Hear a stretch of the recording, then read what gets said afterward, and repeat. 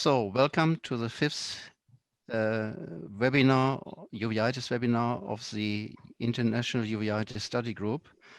We welcome you all, wherever you are.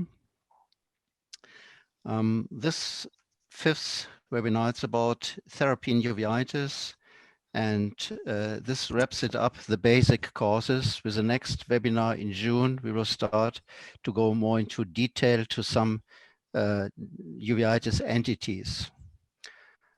So few announcements probably.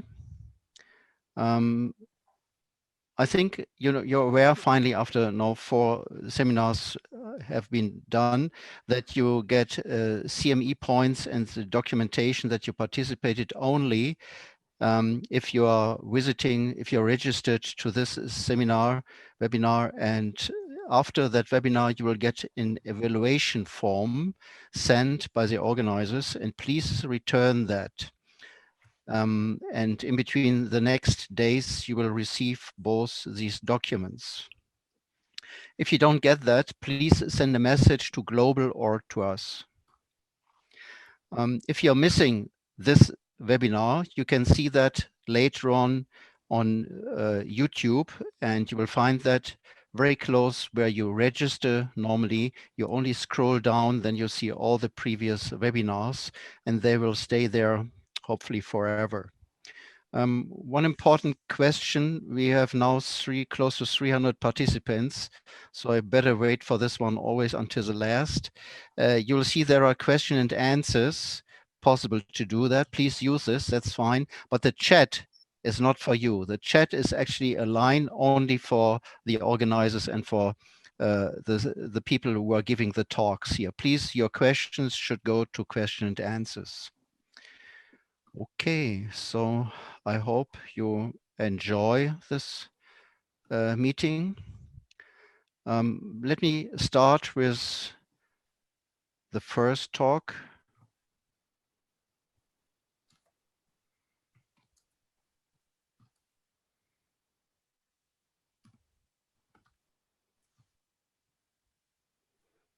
And give you some ideas about the therapy strategies. This is a very simple talk, but actually in some situations, hopefully it will help you a lot, but it's not that easy to follow. You will see what's going on. So that's a symbol for me of normal uveitis. Uveitis is simple, but not always. Sometimes you need some kind of fantasies, and you have to go on with your strategies, which you are used to, which you have learned, and then you hopefully have good results. So the aim of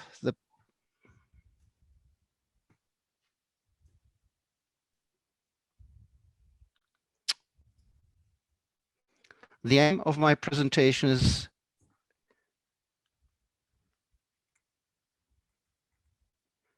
to give you some thoughts for an adequate therapy.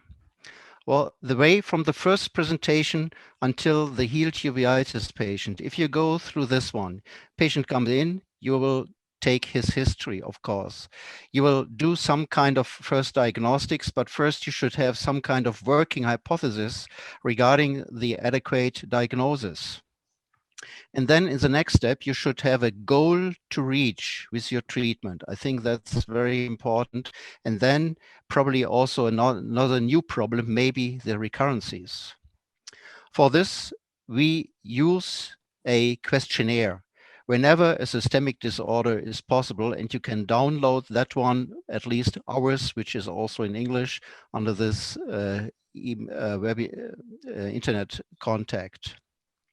It contains questions regarding disorders in the family, previous own disorders, social psychological history, pregnancy in case you plan to use some immunosuppressive treatment. So what are the uveitis problems in the therapy? Patient comes in, emergency treatment, acute anterior uveitis. I think you all know how to treat these things, and they are rarely really big problems.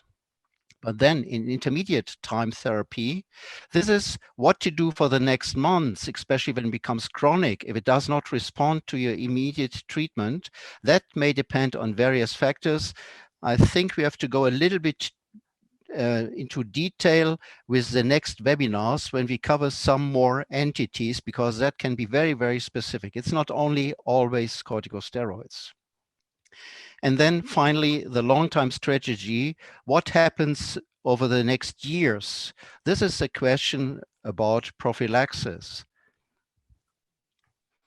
General considerations about treatment. You want to stabilize the visual acuity not only for the next 2 days, that should be for months and years. That's the reason why you should be aware what type of uveitis you're talking about. And then, of course, you want to prevent or even cure the complications, which are inflammation in the anterior chamber or in the vitreous, the macular edema, very important, epiretinogliosis, well, you should prevent to get the epiretinogliosis, retinal detachment, which normally is exudative retinal detachment, occasionally also with hole formations, and then also non-perfusion areas in case of occlusive vasculitis. But finally, and more, you also have to think about in your considerations to spare steroids, and for that to prevent cataract formation. So think about what is the therapy strategy? What is the goal of the treatment? You want to have complete healing. Well, that's something which is tricky to get. Very, very tricky. Free of inflammation, that's a very honest goal in mind, and I think that's a fine one, at least for anterior segment, probably also for vitreous. You know that in intermediate uveitis, you don't have to clear every last cell. Then macular edema, get rid of macular edema with the help of OCT. This is easy to show your patient. This is an edema before treatment, and that is what we want to reach. Wonderful goal. So that's in a lot of cases our real, at least secondary goal after getting free of inflammation. And then, of course, prophylaxis. It's no fun if these patients get their recurrences a few times a year and getting stronger and stronger complications. Next question you have to ask for, do we need therapy? Well, it depends on the grade of inflammation, of course. You know that in some types of inflammation, we hardly treat, and in sometimes we treat very, very quickly and very strongly.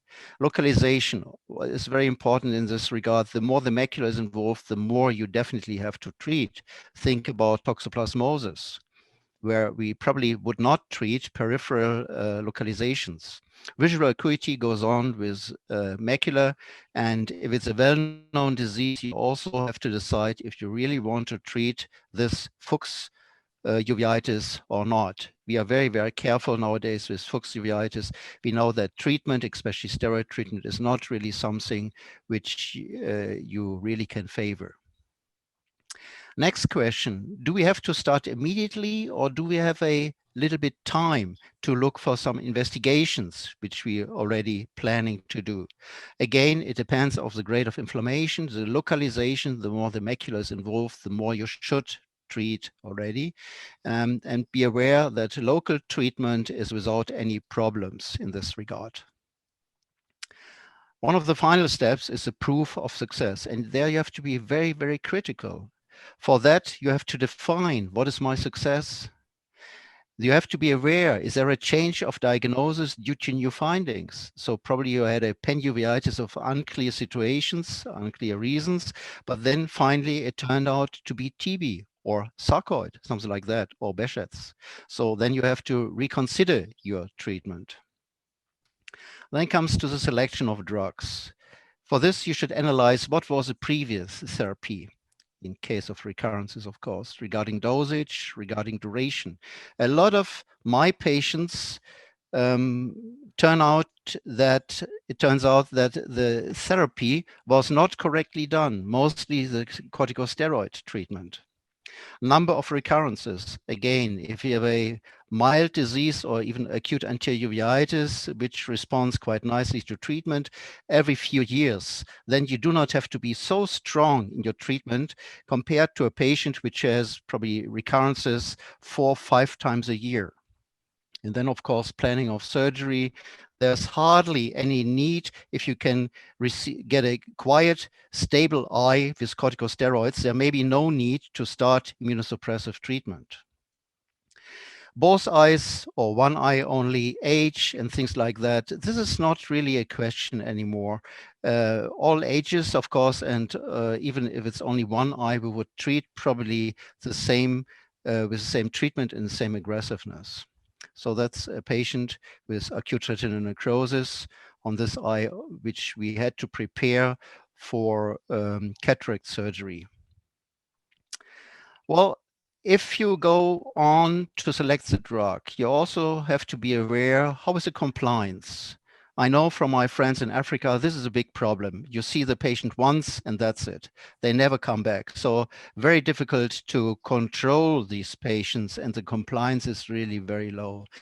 Regarding compliance, I strongly suggest to have more than only the patients in your room, probably a family member who can explain this, who can probably also ask some other questions and make things much easier to understand for the patient. You should be aware of the side effects and contraindications of your drugs, definitely. So what do you want to achieve with your anti-inflammatory treatment? At least that's something I think you may be able to explain to your patient. We know that most uveitis types are T-cell induced processes, and you want to reduce these specific T cells. You want that these T cells do not reach the eye, adhere in vascular endothelium, maybe iris, maybe retina, so that they cannot go into the eye and reduce, therefore, the inflammation. Here you see in that sketch some lymphocytes reaching the endothelium, slowing down, adhere, and then go through these endothelial passes, reaching the eye, inducing what we see as inflammation, as uveitis in the eye. And here you also see some cells sticking on the endothelial tissue. Well, then we still have one problem to discuss a little bit. When do we need an antimicrobial treatment? Let me give you this one sketch as a help for this one, for this question. We know that uveitis mostly is induced by T cells, which more or less directly induce uveitis. There's probably some role of B cells. But we do not know very much about the inducing antigens. There is hardly any evidence for general uveitis that autoantigens play a major role, probably invoker nagerada and sympathetic ophthalmia, but the other ones hardly. So let's call them antigens. This is clearly a T cell response, but then actually there's an influence of some other factors, genetic factors, think about B27, and we do not have the time to talk about the arcade. That will be done in an extra webinar, I think probably beginning of next year, about the immunology of uveitis, but these factors influence the T cell response. Then we have infectious uveitis. Well, infectious uveitis tells you there's an infection inducing uveitis, and that exactly the arrow tells. We do not need any cells, any T cells about this. This induces directly uveitis, and that's the classical infectious uveitis. But this is not always the situation. Some infectious antigens induce also some type of T cell response, so that you have some kind of mixture. And you have to find out what situation you have. Is it a more super infectious situation? Then you, of course, can spare your steroids, and then your antimicrobial treatment, antivirus or antibiotics is a correct treatment for that one. Or if you have some kind of mixed response, like you see very often in TB, for example, or HSV, then you have to combine the antimicrobial treatment together with steroids. So in conclusion, the questionnaire, I think, is very helpful. The more difficult the case, the more it is helpful. General considerations for intermediate to prolonged therapy strategies, I think, are very important. Have a goal in mind for your treatment. Explain that also to your patients. It makes things much, much easier. We talked a little bit about when to start. We talked about the effect of anti-inflammatory treatment, and we discussed a little bit the situation of infectious uveitis. When does it need an antimicrobial treatment? So this is our hospital, the old hospital. We are now in a new hospital. And when this hospital became 100 years old, we did some kind of laser firework here on that part, and that looked like this one. Thanks very much for your attention. Thank you. Thanks, Manfred. So with this, we move on to our second talk by Sophie and Claudia. And Sophie is going to talk about treatment with corticosteroids. Please put your questions in Q and answer, and we'll try to answer. Thank you, Visali. Thank you, Manfred, for the kind invitation. I'm going to move on with the therapy with corticosteroids. Remind you that uveitis is an important cause of visual loss, with at least 30,000 new cases of legal blindness each year due to the uveitis in the States.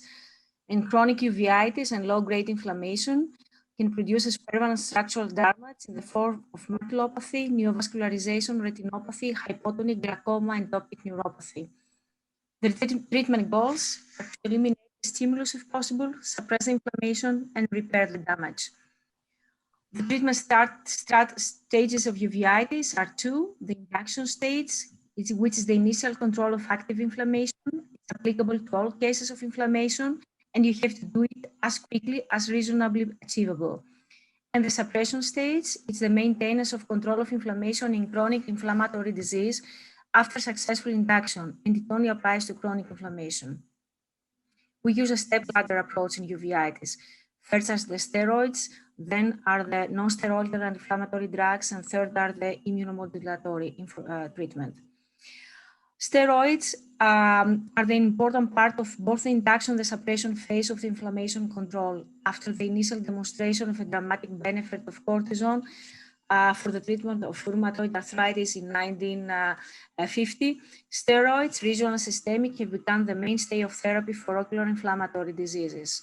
We use steroids, topical, periocular, intraocular, and systemic as a systemic treatment. Topical therapy drops from most to least potent: difluprednate, prednisone acetate, prednisone sodium phosphate, dexamethasone, rimexolone, roteprednol, fluorometholone. Rimexolone may be the best trade-off for intra-IOP responders, and ointments, prednisone, dexamethasone, and fluorometholone. The frequency, we start at high dose every 1 or 2 hours in all settings. We add ointment at bedtime that may help in severe cases. We taper after control the inflammation, and we look for a suppressive threshold in chronic cases that is less or equal to 4 drops per day of dexamethasone if the patient is not phakic and it's not a steroid responder, and less or equal to 2 drops per day if the patient is phakic with a normal intraocular pressure. It is unclear if there is a safe threshold for not inducing cataract, but uveitis activity causes cataract too, and frequent recurrences may lead to more cumulative corticosteroid use. For periocular therapy, we use steroids, subtenon, or orbital floor. We use triamcinolone acetonide or methylprednisolone in cases that fail to control, in cases that we have failure to control anterior uveitis, or as a therapy boost for posterior disease or macular edema. But be careful, it's contraindicated. There are cases that it's contraindicated, especially in infectious cases, or we have to be very cautious in certain settings, for example, scleritis. In a paper published by Nida Sen and co-workers about periocular injection in uveitis, its effect and complications, 6-month follow-up of 1,192 uveitic cases, complete inflammation control in 72.7% of the cases, and improved visual acuity from less than 20/40 to more than 20/40 in about 50% of the cases. By 12 months, the cumulative incidence of more than one visit with intraocular pressure of more than 24 and more than 30 was 34% and 15% respectively. Glaucoma surgery was performed in 2.4% of the cases. Within 12 months, among phakic eyes initially with good visual acuity, more than 20/40, The incidence of a reduction in visual acuity in less than 20/40 attributed to cataract was 20.2, and cataract surgery was performed within 12 months in 13.8% of initially phakic eyes. Topical steroid injection can be used cautiously in eyes with scleritis, and there's good public evidence about this. But you have to remember that steroid injection in eyes with scleritis can cause scleral melting. There is a popular misconception that melting occurs only in necrotizing scleritis, but this isn't true. Scleral melting with periocular corticosteroid can occur with any form of scleritis. And when scleral melting occurs after corticosteroid injection, the results are severe and irreversible. And although scleral melting may be an uncommon complication of periocular steroids for scleritis, ophthalmologists should refrain from using easily steroids in such cases. Steroids can also be used intravitreally. They provide local drug delivery with minimal side effects, and they are highly potent, but they wear off unpredictably, and they can cause cataract risk. This risk can approach 50% even with a single injection, and there is high glaucoma risk, especially in steroid responders. We use intravitreal injection either in the form of triamcinolone acetonide or preservative-free. This is Triessence, is the form used in the United States. We use that for intermediate and posterior non-infectious uveitis. It's particularly helpful in refractory uveitis CME. Its improvement may last up to 6 months or even longer in some cases, but the effect is transitory. You have to beware to exclude infectious uveitis before you give an intravitreal injection of steroid. A more refined form of steroid injection is the intravitreal dexamethasone implant. It's a biodegradable implant that contains 0.7 of dexamethasone. It's given through a self-sealing injection technique with a 22-gauge needle.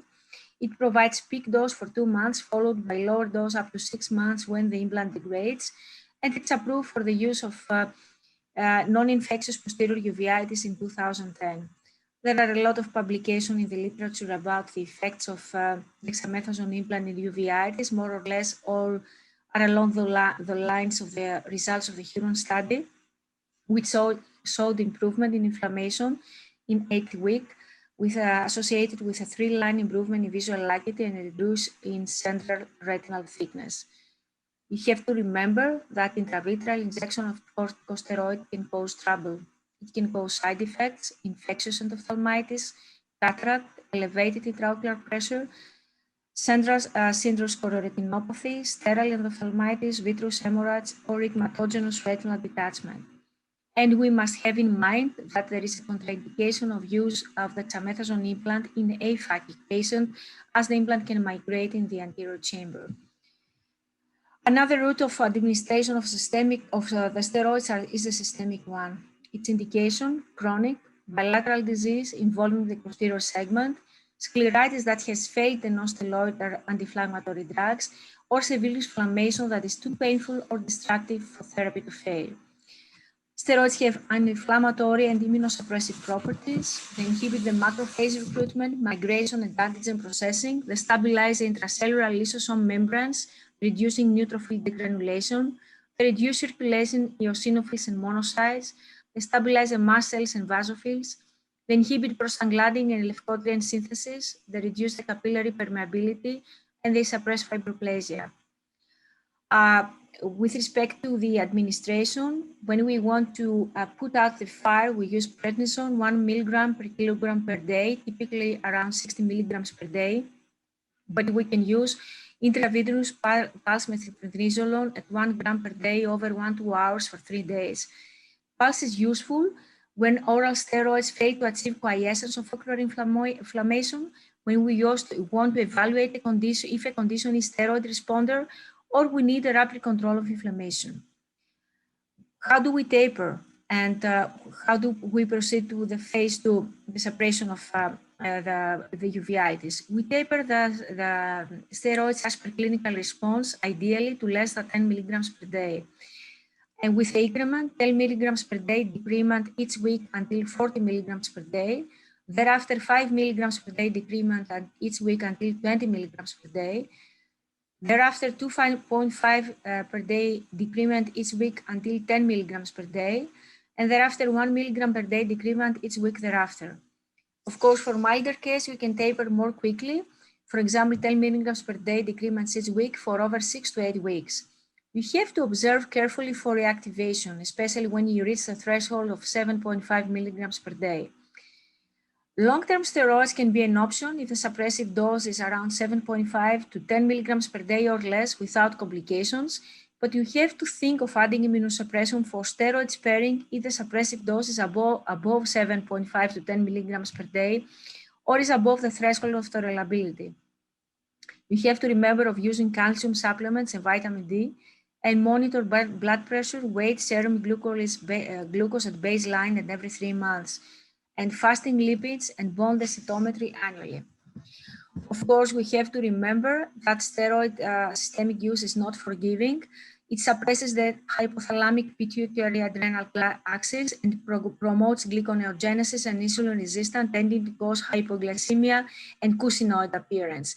It causes a catabolic state with hyperlipidemia, ketosis, and muscle wasting. And we have a lot of calcium osteopenia and osteoporosis, and the list goes on with mood swings and disturbances and psychosis and retention of fluid and hypertension and increased cardiac output and increased gastric secretion and gastritis and ulcer. Of course, we have to remember that steroids have therapeutic limitations as it's associated with poor outcomes as monotherapy for specific entities, as is Behçet's disease, vaginal granulomatosis, JIA, serpiginous, birdshot, multifocal choroiditis, and sympathetic ophthalmia. And to sum up, for steroids, you have to use steroids for the acute care of uveitis by all available routes in adequately large dose in a timely fashion. You have to taper based on clinical response. You can achieve good response with steroid drops for anterior uveitis, but you have to remember that's a poor penetration of drops for intermediate, posterior, or pan-uveitis. And to also to complement Manfred's previous talk about the therapeutic philosophy, you have to completely eliminate all active inflammation. You have to use appropriate all the drugs and have limited tolerance for steroids. You have to think early of implementing IMT in order to minimize secondary side effects and preserve visual function. And as my mentor Steve Foster used to say, the goal of uveitis should be no inflammation, no steroids, and no serious drugs-induced problem. Of course, we are eager and anticipate more potent drugs for local delivery, and this is a diagram of common ocular drug delivery methods discussed at the ARVO Samurai Research Conference, including various adjuvant implant devices, topical applications, passive diffusion, topical iontophoresis, subtenon, episcleral implants, suprachoroidal injection, coated microneedles, and free-floating intravitreal implants, scleral fixated implant, and intravitreal injection as solution, suspension on Verizon. And what is the future of uveitis treatment? I'm quoting from ophthalmology. The year is 2033. Your patient arrives for her annual visit for her unilateral uveitis. Your slit lamp-mounted biosensor measures critical level of cytokines and other inflammatory mediators throughout the eye. Your sensor transmits these values immediately to your pharmacologist, who prepares a cocktail of appropriate inhibitors that have been compounded in combination with a dissolving, slow-release vehicle. During this office visit, you apply this cocktail topically to the eye and use iontophoresis with a gentle electrical current to deliver it across the sclera to the vitreous. You tell your patient that her uveitis should not be controlled for the next 12 months. Thank you.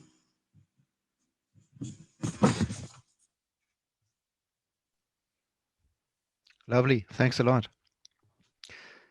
So I think Nida should come next. Yes. Nida, I think you can give both of your talks, one after the other. At the same time. Okay, I will Perfect. just plow through approximately 30 minutes, 25 or 30 minutes. Let me share my screen. Okay.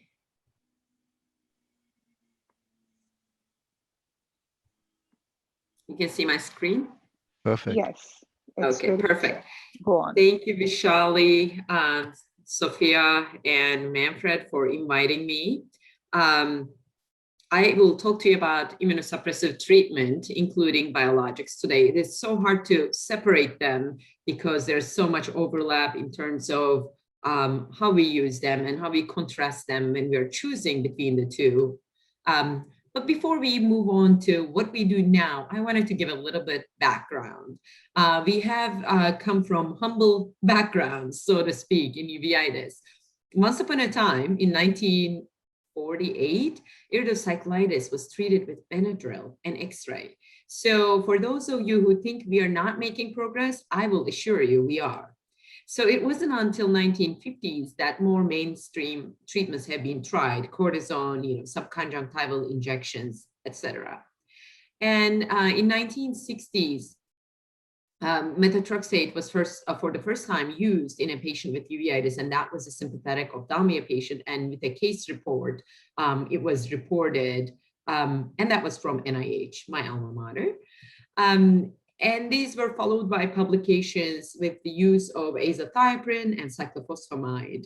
And you can imagine these may sound as a no-brainer to us because we know to use them now. But if you imagine during that time, the physician's situation, these were medications used for cancer patients or transplant patients. So they were scary medications. So I would like to mention that any, innovator is not met with usually open arms, and these physicians probably met quite a bit of resistance and probably have been called names. Anyway, in 1970s and 80s, the first clinical trial of cyclosporin in transplant was done, and that led to successful use of cyclosporin in transplant rejection and GVHD, which led to cyclosporin being tried in experimental autoimmune uveitis at NIH, 1980s. That was shown to successfully suppress uveitis in animals. And this was followed by a case series by Dr. Nusumlat and his colleagues, Igal Gary, etc., with the successful use of high-dose cyclosporin in uveitis patients. That was published in Lancet, again, Saturday, 30th July, 1983. So these are small opening doors for what we do today. In 1990s, mycophenolate mofetil has been started to be used in uveitis. The first report came out of the UK, Andrew Dick and John Forrester and Kilmartin, and they reported in 9 patients, 7 of the 9 cyclosporin-resistant patients, the successful use of CellCept. Again, this opened the door to use of CellCept in many of the academic centers, which included both our center at NEI at the time. We used it for scleritis successfully. We found that it wasn't as good in inducing quiescence, but it was great in maintaining quiescence, meaning if you induce it with CellCept, then it was, if you induce it with steroids, then CellCept was a great immunosuppressant. And Johns Hopkins group had similar findings in uveitis as well, that CellCept provided quiescence in a large proportion of patients. Then the anti-TNF era started. This was actually first shown to work in VHS patients, in 5 VHS patients in Greece, which is where Sophia is from. It was a pilot study of active VHS uveitis with 100% response within days. So this was amazing. When we read this paper, we all got so excited. Could this be the penicillin of uveitis, right? And you look at the pictures to the left up top, patient has vitritis that seems to improve dramatically by 7 days. And then in the bottom, you can see the active retinitis in figure D that improves significantly, even over 1 day, but definitely resolves by day 7. So this really created a little, quite a bit of motivation in the field by all of us to try to use infliximab off-label, meaning it was approved for other indications in rheumatoid arthritis, and I think at the time just approved for Crohn's disease. So to use it in a uveitis patient, you would have to get an approval. You would have to kind of convince the insurance company, at least in the US and in some other parts of the world. Well, what did we learn since then to bring us to today's paradigms, which I will share momentarily? One of the largest information sources in uveitis in terms of how to treat patients has been MUST trials as well as site studies. So MUST trial was the first non-industry sponsored, publicly sponsored, multi-center uveitis trial that compared immunosuppressive treatment or standard of care style steroid plus immunosuppressive treatment against Retisert, which is a steroid implant, fluocinolone acetonide implant that is effective in the eye for approximately 2.5 years. This study, based on 2-year primary endpoint, which was its primary goal, showed that Retisert was comparable to systemic standard of care, which was very encouraging. Whether you chose a very expensive implant or you used what you were using, if you carefully utilized steroids and immunosuppressives, the visual acuity of the patient was comparable. So this was actually very reassuring for those of us in the community who preferred systemic immunosuppressives, but there was a trend that thought that local treatments were better. What we are seeing is that they're equally good. In the long-term results of this trial, the patients were followed into 7 years, and this showed that systemic immunosuppressive treatment visual acuity outcomes were actually better than Retisert at 7 years.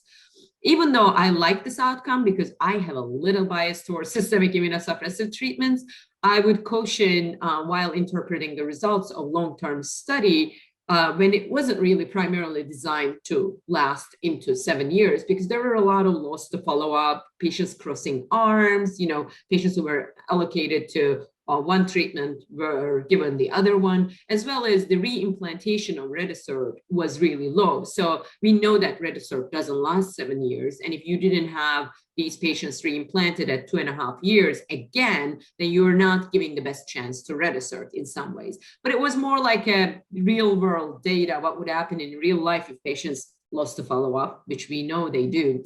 So just with a grain of salt, I think systemic immunosuppressive therapy was either better or equal to local therapy, even in the long run.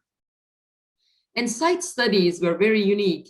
John Campen has started this study, and which led to multiple publications, and really it has been very valuable in informing our field in terms of looking at our retrospective data sets. It included over 7 tertiary uveitis clinics in the US, and since then even expanded beyond that. And the question was, if you look at patients that we have treated in the past several decades since they, use of immunosuppressives, what are the effects of these drugs in terms of overall mortality or its cancer-related mortality? That was the initial question. As you can imagine, as several side projects have come up trying to assess the efficacy of individual immunosuppressives in individual types of uveitis as well.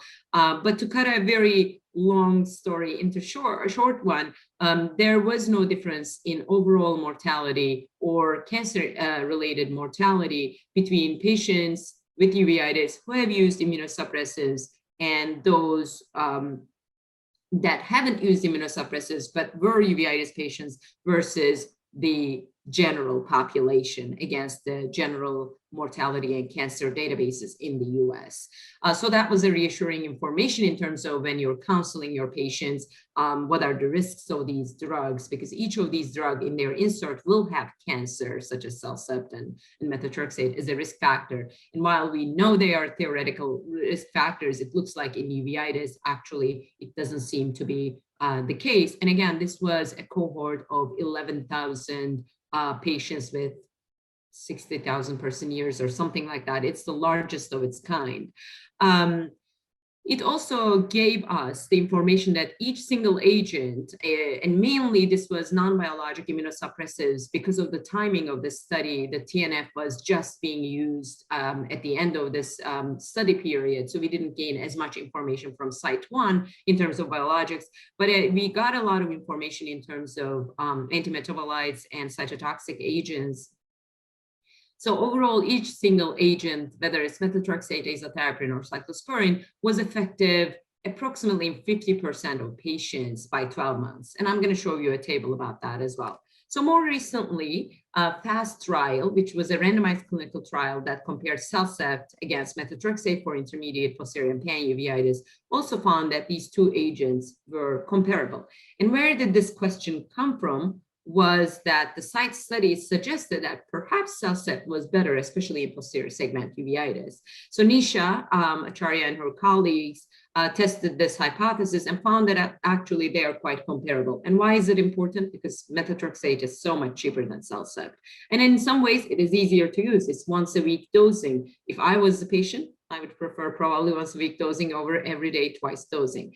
That said, there's always individual differences between patients' risk factors or clinical features that the physicians still, of course, may prefer CellCept over methotrexate in certain situations. So POINT trial was one of the latest MUST trials that had its results. And POINT trial was done by Jen Thorne and compared Ozurdex versus intravitreal Kenalog versus periocular corticosteroids in controlling uveitis-associated macular edema. And even though there was a sense in the community that intravitreal steroids were more effective than periocular, this study aimed to answer that in a more controlled way and also wanted to look at side effect profiles as well. And what they found was that Ozurdex and intravitreal Kenalog were comparable in their efficacy, but both were superior to periocular steroids. And again, these are not the rule of the land, right? And not every physician has to go and choose Ozurdex and intravitreal Kenalog over periocular now in their patients. There are particular risk factors that may make a person more eligible for periocular than intravitreal steroids. And we all know that this, even though this study failed to show that, there may be intraocular pressure profile differences between these choices. So those are important to keep in mind. So this is the table that I wanted to share with you. It's a summary table of all site results for non-biologic immunosuppressives.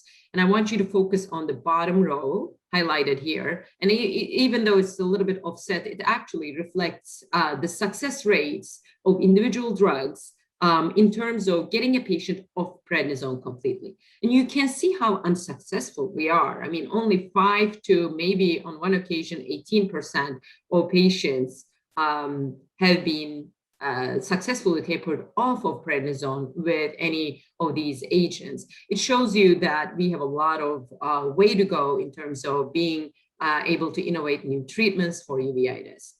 So again, even most recently, one of the developments in our field has been the established proof that adalimumab, which is a TNF inhibitor subcutaneous injection, also known as Humira, marketed name, was effective in uveitis compared to placebo. And when I say placebo, I don't mean these patients were not offered any treatment. It was actually active in Visual 1 trial in active uveitis patients. These patients were randomized into placebo versus Humira, but both arms received a steroid induction treatment and a guided tapering schedule. You can see in this graph that both lines in this Kaplan-Meier curve, both lines are separated quite a bit. So this study achieved its goal of showing statistically significant difference in terms of control of inflammation with adalimumab over placebo. But what I'd like to take your attention also is that by 12 months, adalimumab has also almost 45% failure rate. Again, this is a great addition to our armamentarium, and now that it's approved by the FDA, it allows us to use it, at least in the US, and the insurance companies makes our approval process by the insurance companies a lot easier. But again, you're talking about more than 50% failing adalimumab by 1 year. So it's important to keep in mind that, again, we need other treatments. Visual 2, on the other hand, enrolled inactive steroid-dependent patients and also showed that adalimumab was effective in controlling the disease and sparing these patients from steroids compared to the standard of care approach. So this led to approval of Humira in the summer of 2016 in the United States. During the same time, approximately around the same time, in England, Sycamore Trial was being performed. This study aimed to compare adalimumab versus placebo, again, standard of care with methotrexate, actually, not a true placebo, in JIA-associated uveitis. And you can see again in the curves that the y-axis being probability of treatment failure, adalimumab failures are a lot less than placebo. And weeks to treatment failure, of course, happens a lot faster in placebo in a lot more patients, almost 100%, right? Versus adalimumab. Moreover, as expected, adalimumab was also more successful in achieving reduction to less than 2 drops in these patients with JIA-associated uveitis compared to standard of care with methotrexate. The difference between the two arms were indeed so stark that the study was terminated early in favor of the adalimumab. And this kind of confirmed what we already knew from clinical impression, that adalimumab is really highly effective for JIA-associated uveitis patients. This led actually for some formal recommendations to be made by the American College of Rheumatology in terms of pediatric, child invasion. So this led to a formal recommendation by the American College of Rheumatology in terms of methotrexate in patients who are not controlled with methotrexate, a TNF inhibitor to be started in a very timely manner. So instead of trying other medications, we're going to go through the algorithm of this recommendation in a visual way, which makes it a lot easier to interpret. So let's see. Okay. While we have achieved a lot of successes, it is important to remember that over the years, there have been a lot of promising treatments that did not pan out.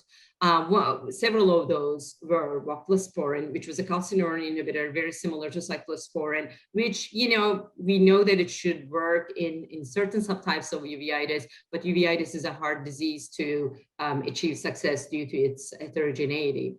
And secukinumab similarly was an anti-IL-17, which we all had high hopes for, that failed to meet its primary endpoint, although there were strong signals that it had some efficacy, especially again in certain types of uveitis and in the IV infusion group. Givacuzumab was an anti-IL-1, a long-acting anti-IL-1, also failed to meet its primary endpoint in phase 2 trials, which then led to the stopping of the entire program. Intravitreal sirolimus studies are ongoing. They have shown, they have been able to meet their primary endpoint in one of the 2 trials, and then they are going on a 3rd trial right now. So where do we land today? We land in the step-ladder approach. It is not necessarily as much of a highly evidence-based table as much as it is a risk-based staggering of the choices we have, combined with the overall clinical experience over the decades. So we identify and treat any underlying disease, start with prednisone. It's easier to obtain. You can, prescribe it to a patient. It is affordable in essentially all countries, I think. And if the patient either is resistant or continues to flare up as you're tapering it down, then the first step is antimetabolites or T-cell inhibitors, especially in adults. In children, we are going to come to a different flow chart.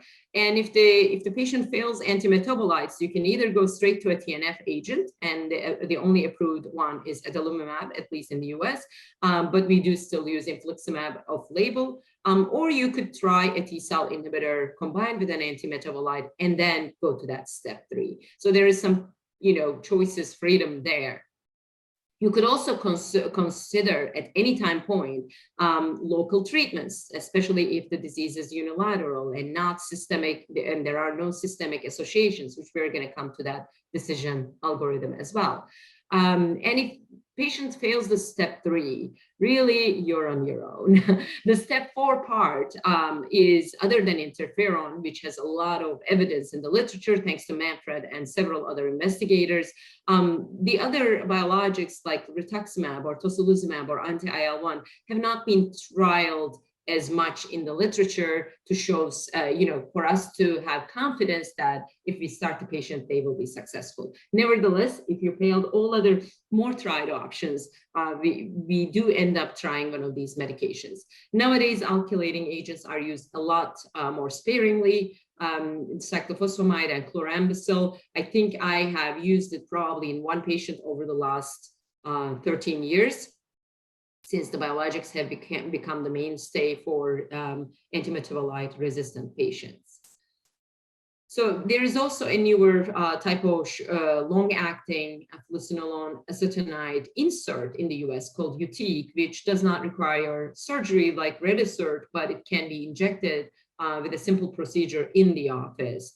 It is supposed to be active in the eye for 2.5 years, but I will, from my experience, I will say that in very active patients, 2+ haze and beyond, it does not control the disease as effectively. So I often find myself having to induce it either with an intravitreal steroid injection, whether it's Ozurdex or an IVK, or a periocular steroid injection, and I use UT in a patient who cannot use systemic immunosuppressives as a maintenance therapy.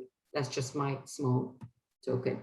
So in childhood uveitis, the algorithm is somewhat similar, but there are specific recommendations. Again, these have been endorsed by the JIA working group of the American College of Rheumatology. We start with topical steroids. Everybody knows that. We can use oral steroids as a bridging therapy. And by that, I mean between topical steroids and by the time you can get your hands onto a methotrexate, and by the time methotrexate kicks in, there is going to be some 6 to 8 weeks latency. So if the patient is not responding to steroids, you want to control the inflammation, you can use oral prednisone cautiously, and knowing that it is not your long-term treatment, but just to buy time. If the patient fails methotrexate in childhood uveitis, the recommendation is go straight to anti-TNF, not necessarily trying other antimetabolites, especially if they have JIA, but this goes for idiopathic chronic anterior uveitis of childhood as well. And among TNF inhibitors, adalimumab and infliximab are favored, but really anything that is not etanercept is recommendable. And if patient fails one of these TNF inhibitors, then one can go to another, so which we call within class switch. You can switch from adalimumab to infliximab or golimumab. If the patient came to you on etanercept, and if the eye disease is controlled, it is not necessary to stop the etanercept. But if the patient was sent to you because now they have a new onset uveitis and their JAA was being treated at etanercept, then perhaps there is a reason to switch them to a non-etanercept TNF inhibitor.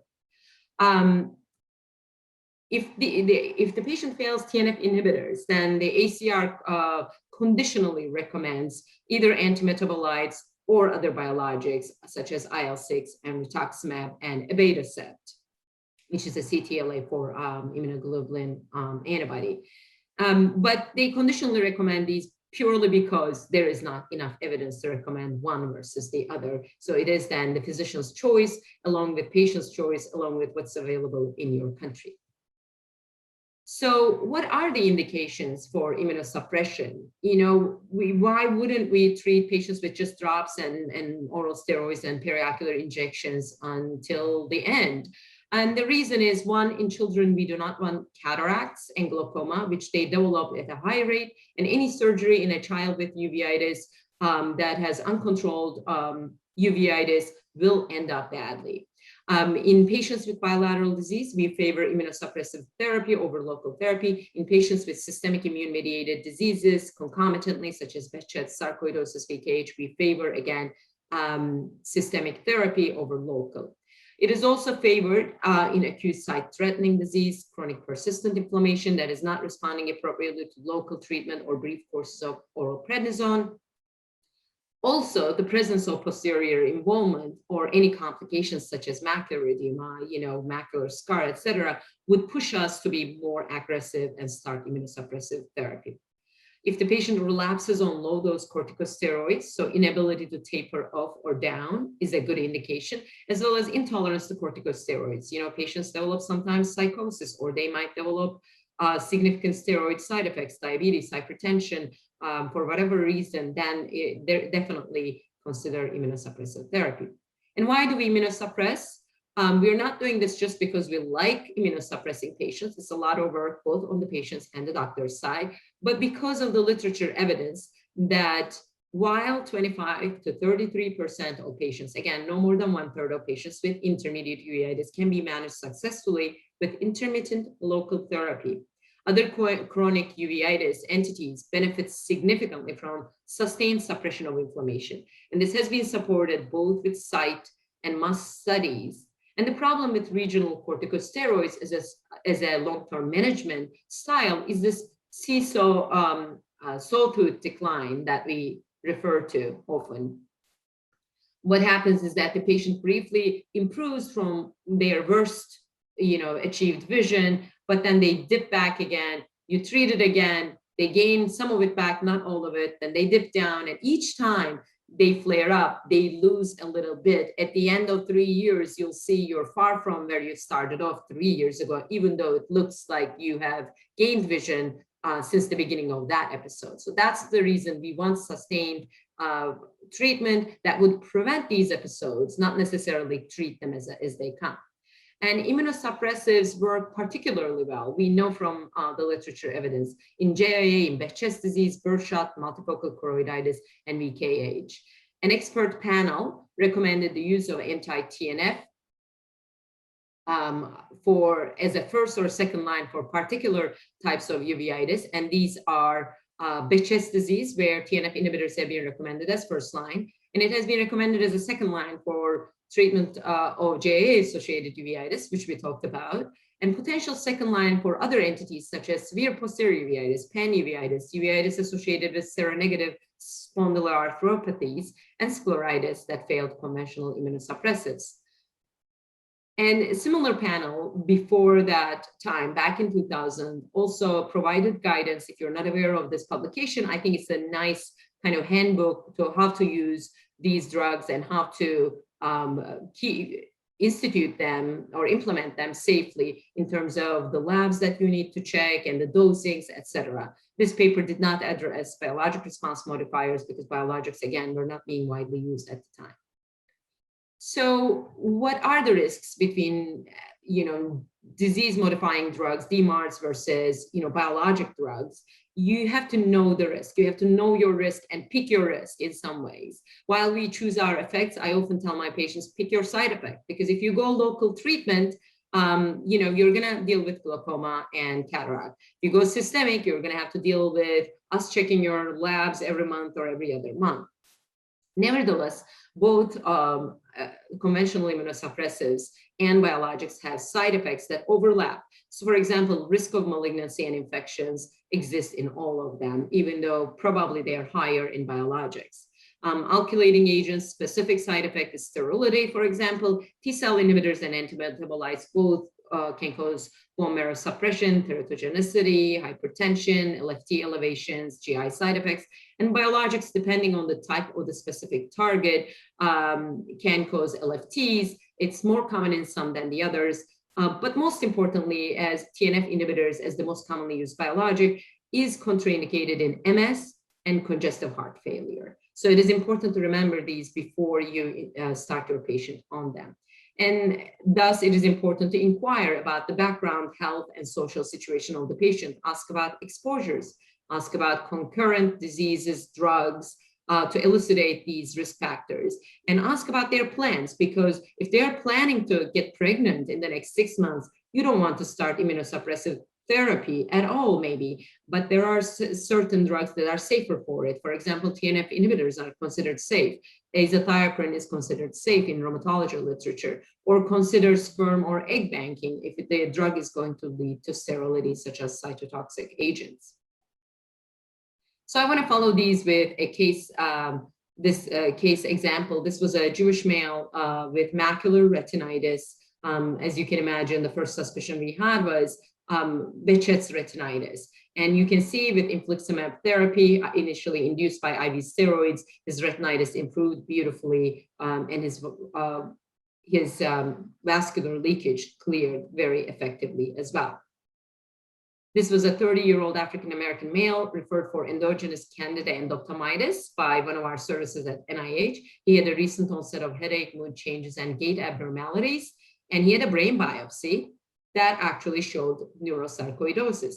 He was then treated with infliximab, and you can see all those exudates, perivascular exudates, kind of got inactive, but also fibrotic. So they didn't disappear completely, perhaps because of the stage at which the treatment was instituted. This is a much milder case of a child, African-American male, with biopsy-proven sarcoidosis. And he was actually put only on a single agent. You can see the optic nerve edema, along with some leakage around the macula and staining, maybe mild staining in the right eye, which is much mildly affected. And he actually did very well on a single agent, just with methotrexate, and has used it for 2 years, then tapered down and remained quiet. So even within the same disease, you have to decide based on the severity and how quickly you need to reverse the inflammatory situation in the eye. You can choose between a non-biologic and a biologic treatment. So in biologics, is the sky the limit? Can we block everything? It seems like today, actually, we almost can. We have biologics against almost all the pro-inflammatory cytokines, IL-1, 6, 23, IL-17, IL-2 blockers, and co-stimulation blockers. And this is just a guidance for how to interpret the names of the biologics. If they end with just MAB, they are monoclonal, such as adalimumab. If they end with XIMAB, such as infliximab, then they are chimeric, which means chimeric ones are more likely to lead to infusion reactions because of the foreign protein. So I want to just talk about more of the unbeaten path of biologics. I think I have only 5 minutes. Abatacept is a fusion protein that selectively inhibits T-cell co-stimulation. Theoretically, based on what we know in terms of uveitis mechanism, this drug should work in human uveitis, but it has not been very exciting. There is limited evidence in the literature. It has been shown to be successful in some of the TNF-resistant JOA uveitis, even though experimental evidence in animals showed that it works better than anti-IL-6. And tocilizumab is anti-IL-6. It can be given IV infusion or sub-Q injection, and it has been shown to work in certain types of uveitis in the literature, such as JIA and Behçet's. There was a small pilot trial done in the US that showed 40 to 46% of success rates in achieving quiet vitreous haze using this treatment as a monotherapy. So I want to share with you one example. This was a 13-year-old Hispanic male with severe parsplinitis that almost made it look like panuveitis because of the amount of undertreatment by the time he came to us. You can see diffuse vascular leakage. He had disease in both eyes, but severely asymmetric. Left eye was a lot more involved than the right eye. We put him on infliximab with maybe some control of inflammation cellularly, but the angiography was less than exciting. As you can see, it's still the same, perhaps worse. So when he failed infliximab, we said, okay, let's switch him to abatacept. Abatacept has, at that time, had been just approved and was being tried, in some case reports for uveitis. When he switched to abatacept, though, you can see his macular edema that was less than perfect went to really severe. He went from 443 to CMT of 799. So even though we didn't like infliximab because it wasn't doing everything we wanted, it was doing something, such that when we pulled it away and put abatacept on board, the patient got worse. So then we switched this patient to tocilizumab. And you can see that with one infusion, it went from 799 to 267. The response, and with no steroids on board, he was just switched between different biologics. It was such drastic response that I had to double check if I was looking at the right chart. I was impressed. And in 3 months, you can see his leakage improved significantly. Moreover, over 2 years, he essentially cleared all that chronic leakage, which I really thought was not possible. I expected some improvement, but I did not expect this much improvement. You can imagine I was really excited and wanted to put everybody on this drug. Nevertheless, we have some other options that are less used. For example, anti-IL-1, they've been around for a while, but they have not been, again, a home run in uveitis. There are a few case reports on series, and perhaps they may be effective in certain forms of uveitis, such as Behçet's and Blau associated. This was a case of a Blau patient that presented at 5 years old. She's a teenager now. She's Japanese-German ancestry. And you can see her fundus does not look terrible, except for, slightly hot optic nerve with a peripapillary granuloma. And she had severe anterior uveitis. She also had arthritis and skin lesions, which is the perfect picture for Blau, of course. And now after she has failed all the non-biologic drugs, and then Humira, infliximab, and anakinra, she was actually responding to anakinra fairly well, but she developed a horrible side effect. Her liver enzymes went off the roof. And now she's on tocilizumab. You can see it's less than perfect. The right eye is fairly better, but the left eye is not doing as well. So Blau is notorious for it being quite recalcitrant. And we also have in our armamentarium B-cell inhibitors. Rituximab is the most commonly used one.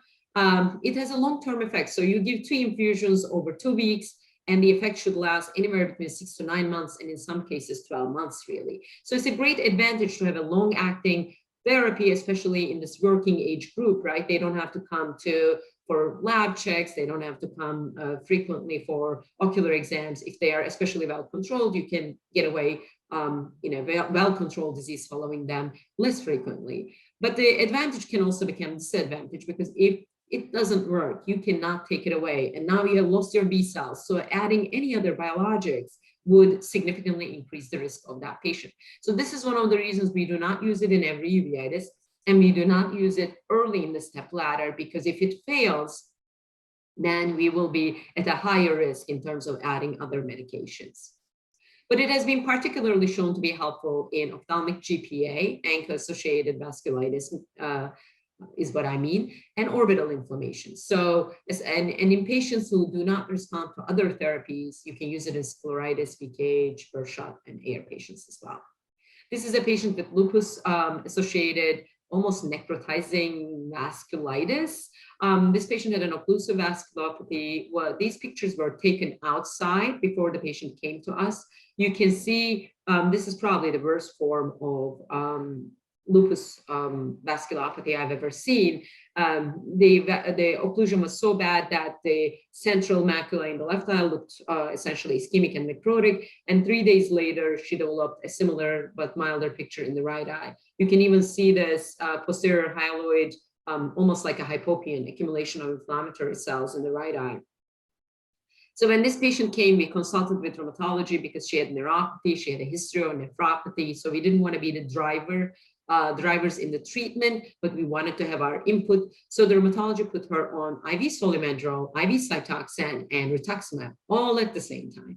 So this, I would not perhaps have the courage to do so, but I was glad they did, even though this was quite risky. They did know that she was at significant risk of CNS disease as well as losing her kidneys on top of her eyes. And this really improved the patient from who was 2100 in the right eye and the 2800 in the left eye to this picture. You can see 2025 in the right eye about a year later, 2200 in the left eye. She was kept on IV Cytoxan and Rituximab for the whole year, and she was switched back onto CellCept for maintenance therapy. And I follow her to this day, and she's doing great. So this was a very aggressive treatment done very timely, and perhaps saved at least a couple of organs for this patient.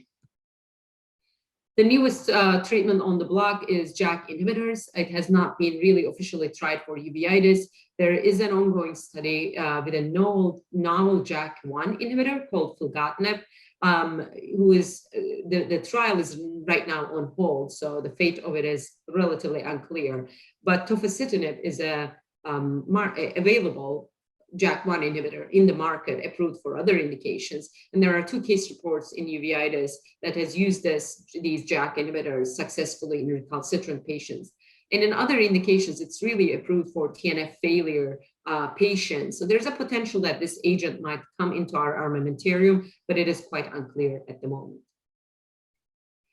So in summary, main indication for consideration of immunosuppression with biologics versus conventional DMARDs are uveitis entity and systemic disease association, right? It is important whether it's systemic associations such as Betches and JAA or it's an entity we know requires systemic therapy, such as serpiginous or a bird shot.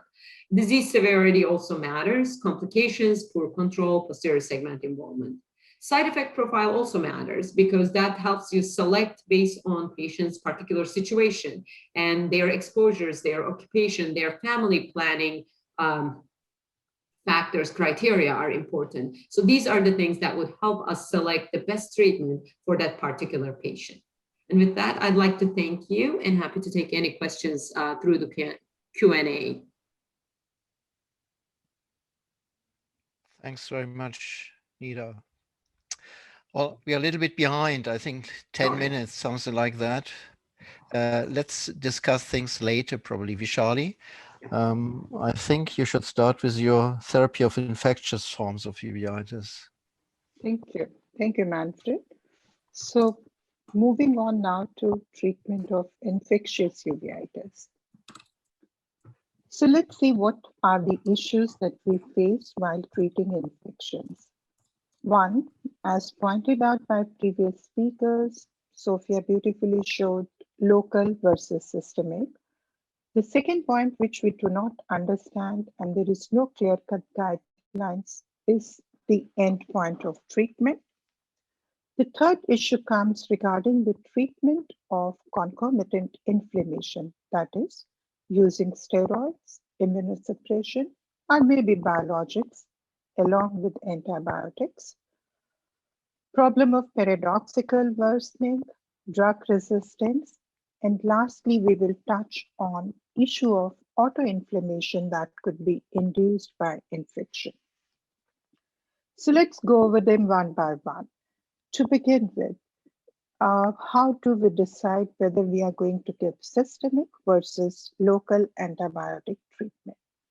The question arises because the blood-retinal barriers are very strong, and many times we do not realize how much is the MIC of a given antibiotic within the intraocular fluid. However, we also need to understand that infectious uveitis could be a part of overall systemic disease, and of course, that needs systemic therapy. So this is the very basic algorithm of infectious uveitis, where what we can have is a patient presents. So we look at the systemic status of the patient. Is there a clinical disease along with the ocular disease? Yes, there is. So you just give systemic therapy, and the perfect example of this is syphilis. The other part is no, we do not have an obvious clinical disease. Maybe there is just some latent disease, but as a clinician, you cannot make out what it is. So what do you do?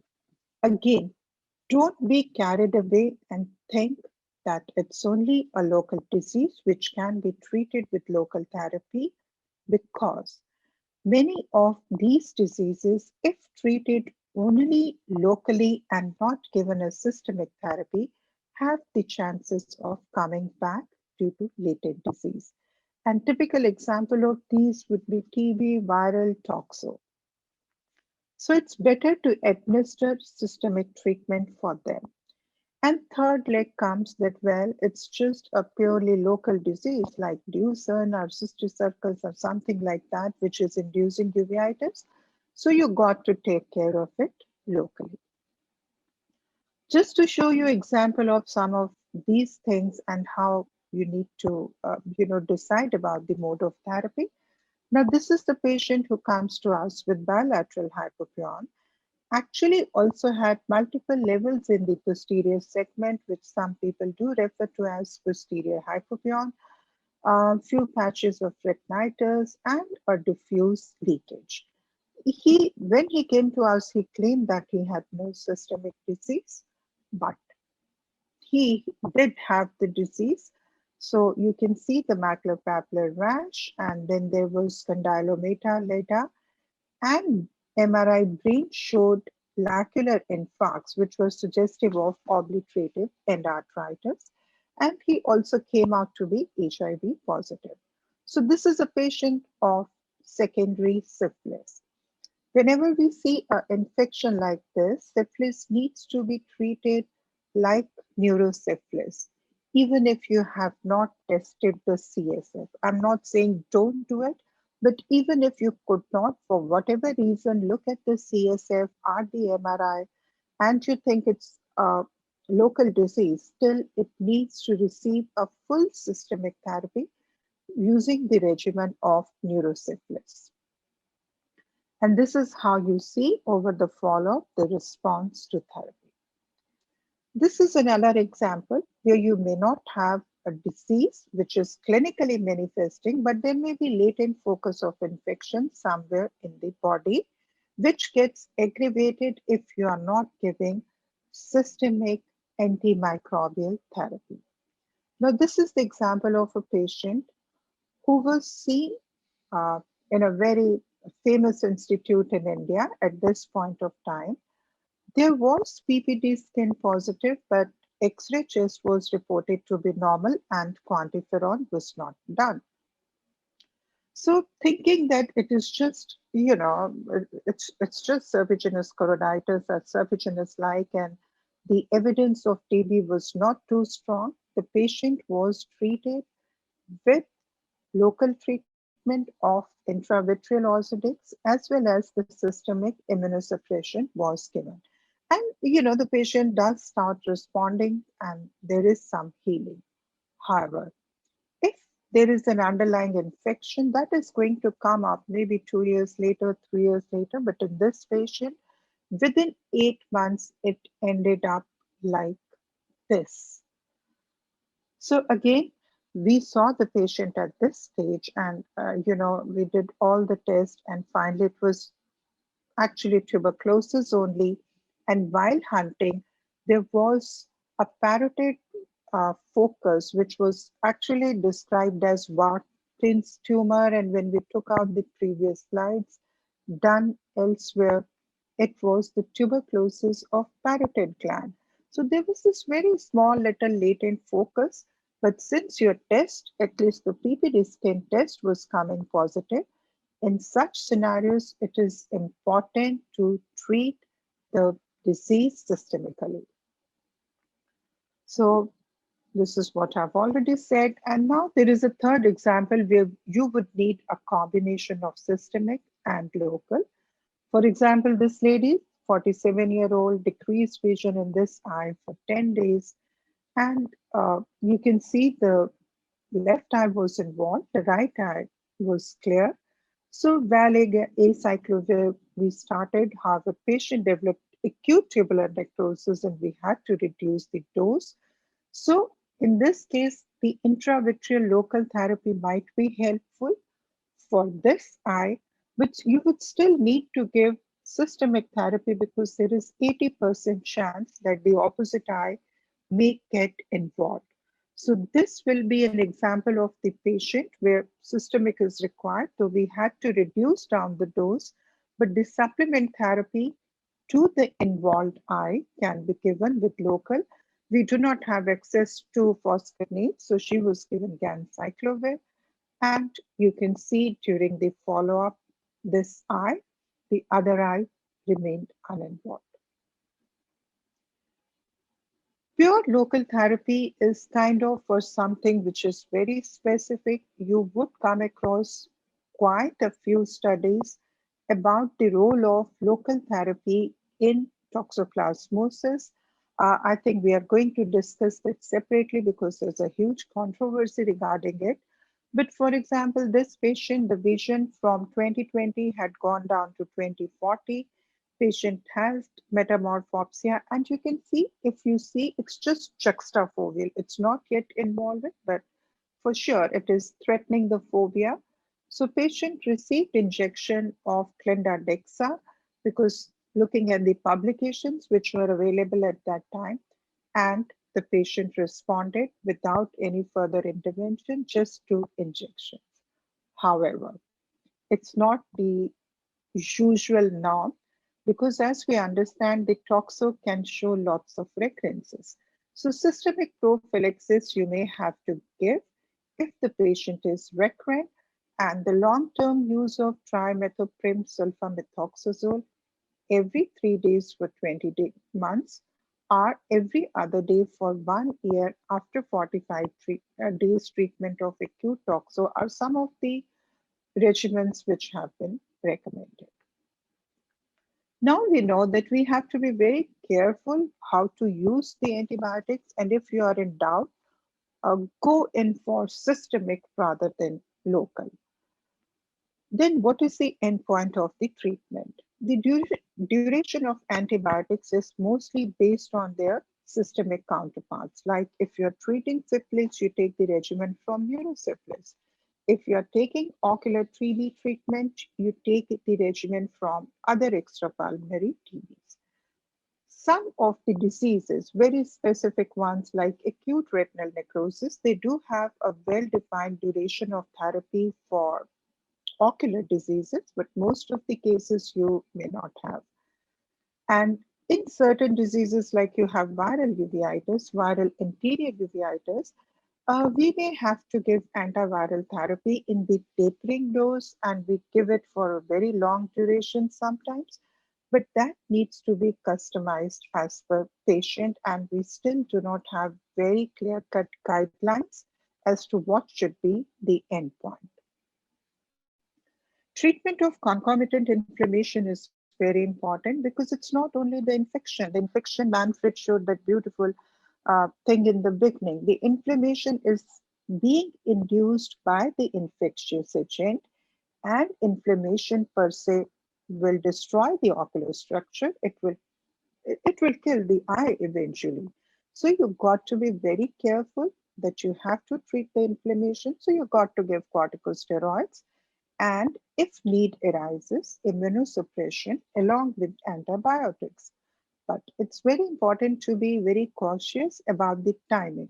The timing when the steroids are added, and do not initiate steroid therapy alone, especially if you're thinking about infective variety of uveitis and not immune response to infection. Now, this is just an example. This is the patient which was seen elsewhere, and this is how he presented to somebody, outside, and it looks like toxo. So even if this treating physician was not sure of toxo, the best was not to treat because it's still away from the fovea. But the guy decided to treat with steroids, and this is when we saw the patient, look, what all has happened from this to this simply because it was treated with steroids. So such kind of disasters should be avoided. And secondly, if you are not sure, never put a local implant in the eye.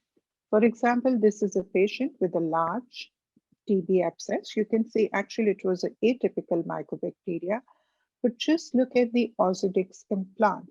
Now, after the implant, the disease progressed like hell because it was so actively multiplying. So concomitant steroids only under judicial monitoring.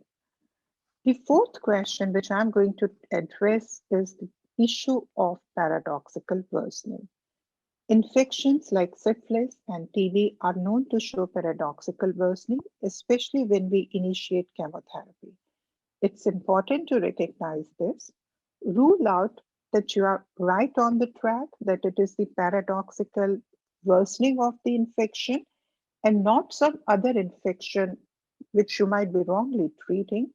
And if you are sure that it is a case of paradoxical worsening, it's important to know this because not only you got to treat paradoxical worsening with addition of corticosteroids, but very importantly, you have to continue the antibiotic therapy that you had initiated. This is a typical example of a patient of TB serpiginous-like disease, like immune-mediated. You can see here on the top. So when you start the treatment, anti-TB drugs, and don't give adequate cover of steroids, or some people do not give steroids at all. On the bottom, you see these new lesions appearing are the old lesions worsening. And if you look at the periphery, there are a lot more lesions even in the periphery. So when we have started looking for these lesions on ultra wide field imaging, we realize that nearly 40% of our patients do show paradoxical worsening in this particular phenotype. And that's why when we did consensus about treating tuberculosis, COTS consensus, there was a unanimous opinion by experts that corticosteroids should be added in these forms of tuberculosis. What causes? We did a study it was not from the serum, it was not from the intraocular fluid. We did the serum levels of INF, interleukin 10 and TNF alpha, TGF beta, and measured them serially after starting the therapy. Now, very interestingly, what we found that 4 of the 12 patients showed paradoxical worsening of TB serpiginous-like choroiditis, and this typically comes around 3 weeks. 3 weeks, 2 to 3 weeks of initiating the therapy, the lesions start progressing. Patients who had paradoxical worsening actually had the higher baseline interleukin 10 levels.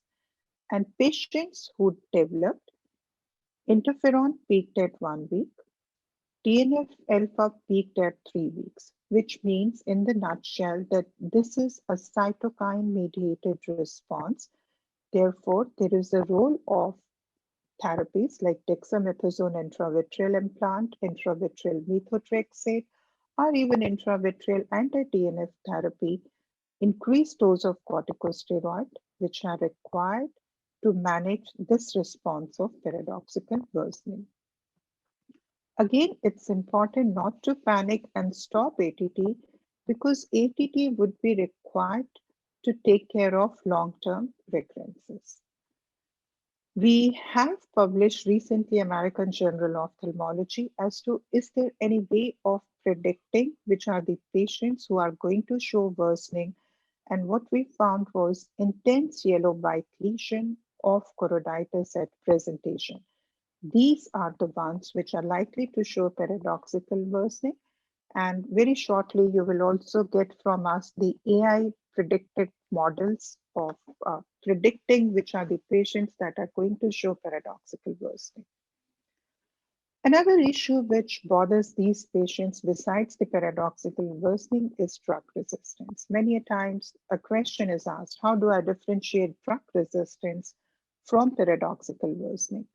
Paradoxical worsening typically comes in a period of 2 weeks after initiating the treatment. And actually, many a times you will see that the patient has started responding, but when you see it, there are some more lesions appearing. And the typical window is 2 to 3 weeks.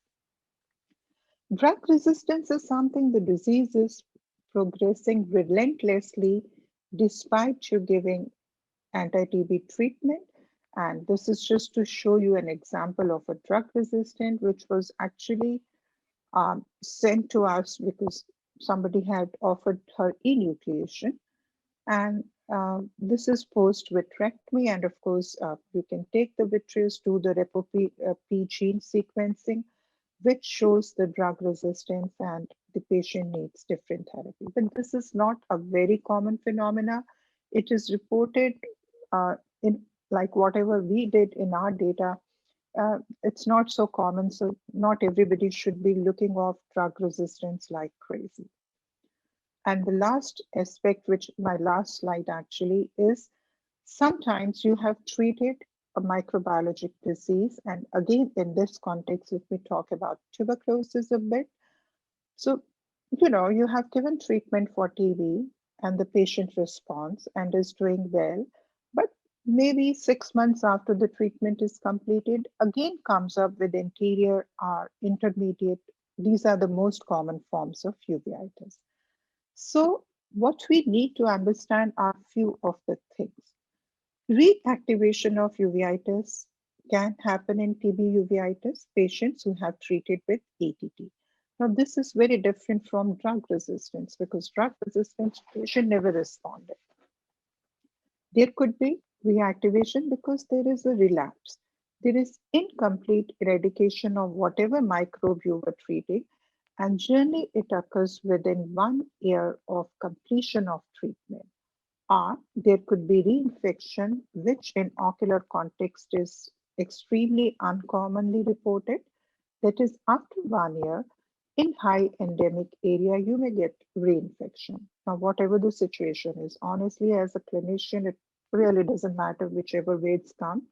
But what is important is you rule out the possible etiology, because you may have treated this patient for TB, but the patient might be something else. So if there is a re-inflammation in an infection that you have treated, always try to find out, was your diagnosis right or was it wrong? If the diagnosis was wrong, it is straightforward. You treat the new diagnosis. But however, if the diagnosis still remains the same, now comes the question of retreatment. Again, a very commonly asked question, would you retreat it with TB drugs or would you just give steroids? So it's important to look at the phenotypes. Prolonged use of corticosteroid and immunosuppression if you have given before the initiation of ATT, it has been shown to predispose to this pattern of recurrency TB. So many of these times you will realize that the recurrence when patients are occurring, that is because of the bacterial product which are released after the death of the mycobacterium. These bacterial products may incite an immune response. And then what you are seeing as a secondary inflammation, that may just produce a cellular inflammation either in the interior or in the midvitreous. And you may not actually see, like TB, you may not actually see a tuberculoma recurring. You may not see serpiginous recurring. What you may see, vitritis and anterior uveitis, which may respond very well to steroids, topical or oral. And because these may be a part of immune response to a previous infectious agent that you may have been treated. Then there are autoreactive T cells, which again may be responsible for causing predominant immune response in chronic TB uveitis.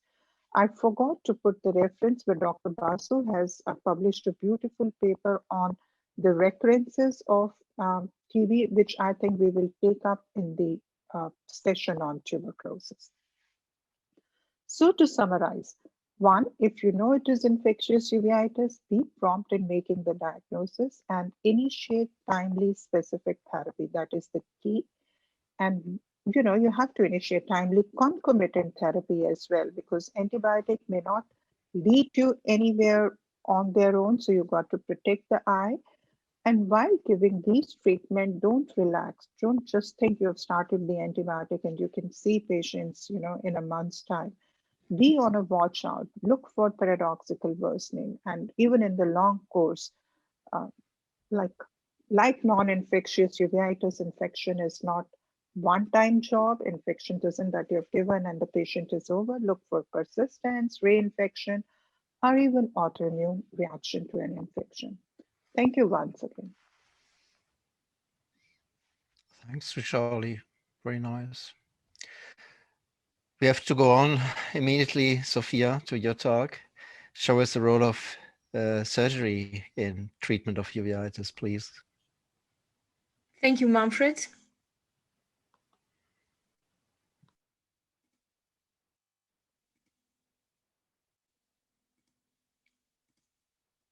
So, how to integrate surgery in uveitis treatment? Cataract formation is a common complication of uveitis due to chronic inflammation and the use of topical and systemic steroids. Posterior segment involvement very often coexists in uveitis, either as a result of direct involvement of the disease itself or because of the inflammation sequelae like URM or CME.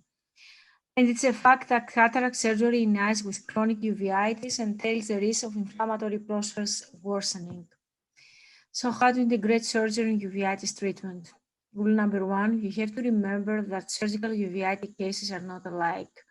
It's one thing to operate on a simple case of posterior subcapsular cataract due to steroid use or the uveitis itself, and another thing to operate on this eye with 360 degrees posterior synechia and membrane formation, or due to scleral melting due to vaginous granulomatosis.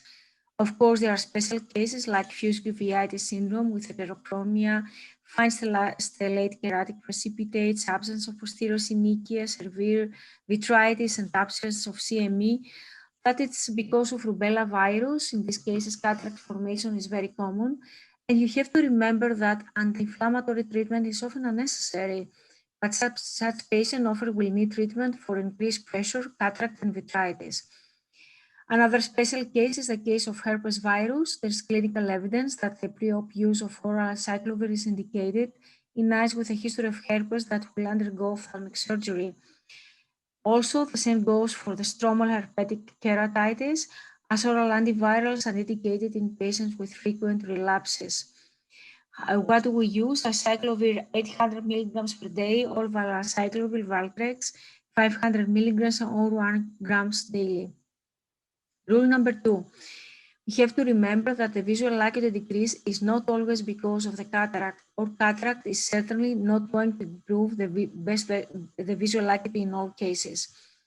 This is a case of the Sets disease with severe macular ischemia, and you have to remember that, or keep in mind that the cataract surgery or any type of surgery is not going to improve the visual acuity in such case. Prednisone is not always needed. We don't want to turn on patients carcinoid like this lady. So how do we use the prednisone in surgical cases? 0.5 to 1 milligram per kilogram per daily with gradual tapering. In the literature with respect to steroid prophylaxis in eyes with uveitis undergoing fake emulsification, 40 patients were randomized in 2 groups. Group A, a single dose of intravitreal methylprednisolone 50 milligrams per kilogram 30 minutes before surgery, and Group B, oral treatment 2 weeks before surgery, 0.5 milligrams per kilogram, and gradual tapering post-op. The paper showed no statistically significant difference in the prevalence of CME between the 2 groups, but found that the use of oral methylprednisolone for 2 weeks restored the blood aqueous barrier faster than the single dose of intravitreal methylprednisolone. Rule number 4, you have to plan ahead of the surgery. Keep in mind that you might have to deal with small pupils, synechia, band keratopathy, shallow anterior chamber, or weak zonules. Most often this is a case we encounter frequent case with small pupil. You don't have to manipulate the iris too much because this may cause exacerbation of inflammation. This is a case, or you may often encounter poor visualization. This is a case of herpetic keratitis with very bad visualization of during surgery. We have also to remember that surgery is not a treatment for uveitis. Exacerbation can occur anytime before the surgery, and so you have to take good care of pre and post-op control of uveitis. You have to remember that you cannot operate on a hot eye. A diagnosis is ideal for the optimal preoperative approach if you're dealing, for example, with a toxo or herpetic disease. You have to have absence of active inflammation for at least 3 months preceding surgery, and never during the active phase of uveitis unless surgery is absolutely necessary, for example, in case of retinal detachment. As a rule, you have to remember that post-op reaction in a patient with uveitis is not always a uveitic relapse. It's important to remember that postoperative inflammation can occur after any kind of ophthalmic surgery, and it's extremely important to distinguish the infectious from the anticipated uveitis relapse or exacerbation, since infection requires immediate and specific antimicrobial treatment. This is a first day post-op after cataract surgery. So we're dealing with endophthalmitis, with uveitis relapse, with a TAS syndrome, or with a simple fibrin formation. And speaking of fibrin formation, this is very often in cataract surgery, and the literature showed that intraoperative use of 4 milligrams of triamcinolone is more effective than intravitreal or intravenous, or oral prednisolone in preventing fibrin formation. With the advent of a special implant like the dexamethasone implant, I tend to abandon the triamcinolone in favor of the implant itself. As another rule, you have to remember that a patient with JIA, contrast to the previous beliefs, does not have to be left aphakic. We used to see patients, older ones, with JIA looking like this, left aphakic with band keratopathy. And it's true that all uveitic eyes cannot tolerate the intraocular lens implantation. And there are cases at high risk of intraocular intolerance, like children with JIA, chronic vasculitis, or a history of severe eye inflammation. This is a case of a young boy with 36 degrees posterior and also anterior synechia. And I treated this patient because he had severe cataract with limbal lensectomy. Using an anterior chamber maintainer, I ate up the lens and cleared the anterior synechia. And this is the eye looking first day post-op. So when do you leave a patient aphakic? When you have 36 degrees posterior synechia, when you have hypotony, when you have a patient who is not compliant, when you have heavy flare, when you have a disease that is hard to control, when you have a very young patient, when you have a failed intraocular lens in the contralateral eye. As another rule, combined procedures are not first-line treatment in uveitic patients. I used to favor and be a great fan of combined procedure, and I published in my early years. And we had good result with a combined technique, pars-plana vitrectomy in phaco, improving visual acuity on almost 72.2% of the eyes. But I tend to abandon this technique for uveitic cases because the inflammation is more severe. You're doing 2 operations instead of 1, and you're ending up with posterior synechia more or less in all of the cases. And finally, you have to remember that vitrectomy cannot cure posterior uveitis. And when I'm speaking about vitrectomy in uveitis, I'm talking about fluaterectomy. Pars-plana vitrectomy has been a natural accomplishment to pharmacotherapy in the treatment of ocular inflammatory diseases, as it offers a surgical means to clear the vitreous opacity, and it can also repair structural complications. But what about the course of uveitis? Can it really modulate the course of uveitis? There is pars-plana vitrectomy thought to remove the autoantigen that is causing uveitis, much like removing lens protein in phacogenic uveitis, thereby modulating the inflammatory stimulus. In addition, it serves to remove the autoreactive helper T cells from the eye that are recruiting other non-specific inflammatory cells. But what is the evidence base of this? Loimberger has published almost 30 years ago that pars-plana vitrectomy led to a decrease in the activity of uveitis and a reduction in both recurrences and dependence on immunosuppressive or anti-inflammatory medication. And I have to admit that I tend to believe that in my early years of practice. Becker and Davis conducted a superb review of the literature and discussion of this subject on the basis of 44 retrospective, non-comparative interventional case series published between 1981 and 2005 that involved 1,575 patients. And they found that the visual acuity improved in almost 70% of the cases, and the reduction in systemic medication in 25 out of 44 reports. And there was a prospective randomized pilot study on pars-plana vitrectomy versus immunomodulatory treatment for intermediate uveitis, which find a greater improvement with respect to visual acuity and intraocular pressure and vitreous inflammation in the pars-plana vitrectomy group. But you have to remember that when we're still talking about a vitrectomized eyes, we have an uncounted vitreous cells. The eye can see 20/20, and it might have inflammatory cells that have sequestrated at the back of the eye, and you cannot appreciate that because essentially pars plana vitrectomy is an important confounding factor in observational series that report good results from surgical therapy because vitreous haze is one of the signs used to grade intraocular inflammation. You have to remember that remission and exacerbation can occur anytime in the post-op period. Therefore, careful attention to postoperative control of inflammation is still necessary. You have also to remember that uveitis is often associated with systemic disease, and you have to remember that pars plana vitrectomy cannot cure a systemic disease. So in conclusion, the nagging question to ask whether pars plana vitrectomy is superior to immunomodulatory therapy with respect to visual outcome, inflammatory control, the need for adjunctive systemic medication, only resolving uveitis CME remains unanswered and requires critical assessment in well-designed, hypothesis-based, prospective, randomized, controlled, collaborative trials to answer definitely.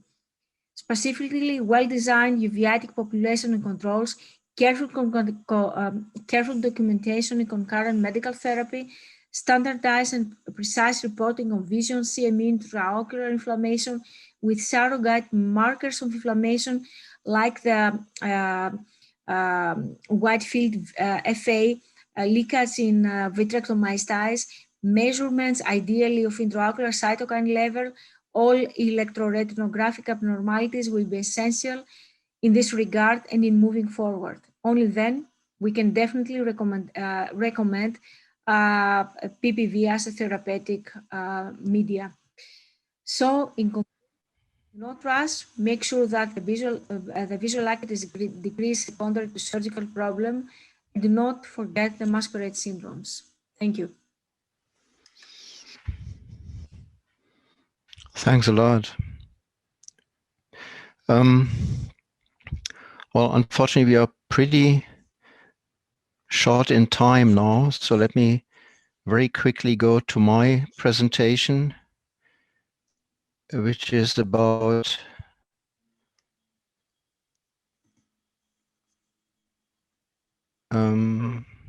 what about top 10 mistakes in the treatment of uveitis.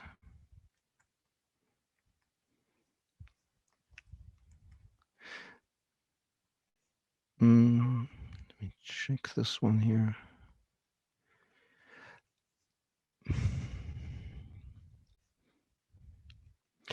So let's start. It's the first thing is about the preparation of already. You should have an aim of therapy, which is the first problem is that you have no aim in the therapy.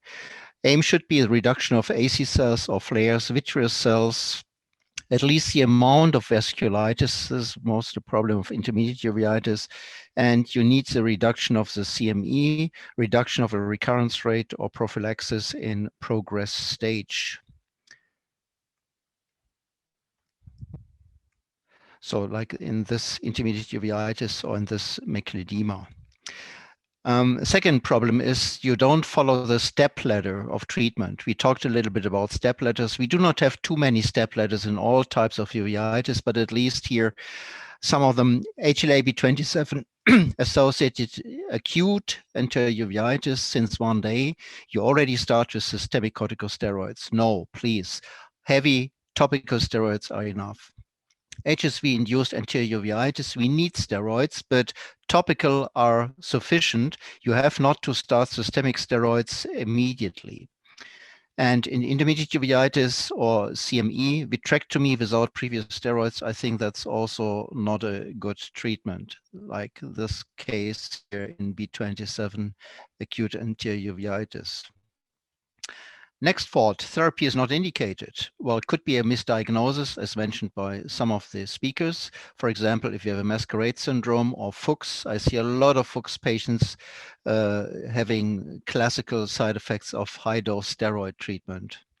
Then you have intermediate uveitis with snowballs, but this is not sufficient for a treatment with these few cells.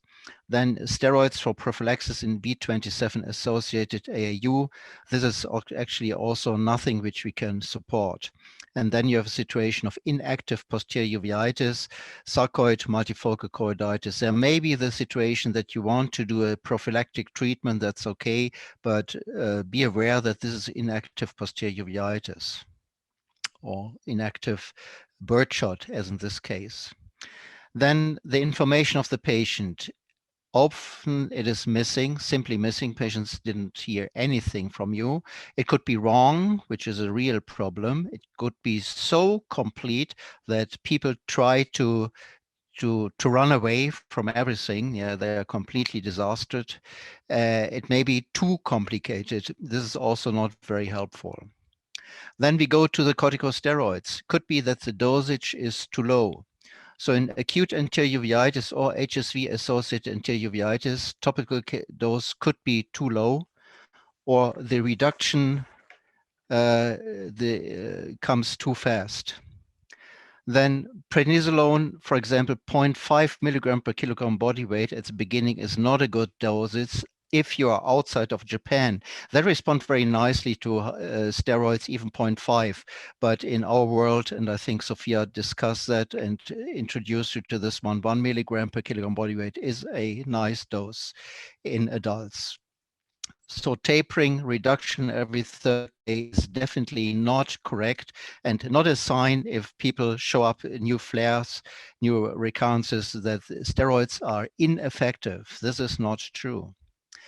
Let's stay with corticosteroids. Change from topical to systemic could be too slow.